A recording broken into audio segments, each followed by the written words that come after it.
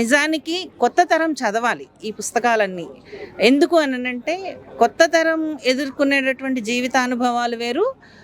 పాత తరము అంటే మేము పాత తరం అని అనుకోవటం లేదు. కానీ ఇంతకు ముందు రాస్తున్నటువంటి రచయితలు ఏం జీవితాన్ని చూపించారు, ఆ జీవితాన్ని విస్మరించి కొత్త తరం కొత్త అంశాలలోకి వెళ్ళిపోవటం అనేటటువంటిది అది పునాది లేకుండా అవుతుంది. కాబట్టి ప్రతి ఒక్కటి చదవాలి. రచయిత అవ్వాలనుకునేటటువంటి వాళ్ళు వాళ్ళ అందుబాటులో ఉండేటటువంటి ప్రతి ఒక్క సాహిత్యాన్ని తమకంటే ముందు రాసినటువంటి వాళ్ళ సాహిత్యాన్ని తమకిష్టమైనటువంటి దాంట్లో అంటే కొంతమంది కథలు ఇష్టం ఉంటాయి, కొంతమంది కవిత్వం ఇష్టం ఉంటుంది. కానీ మేమే రాస్తాము. ఎవరు స్వయంభువులు కాదు, అంటే పుట్టుకతోనే అన్నీ నేర్చుకోరు.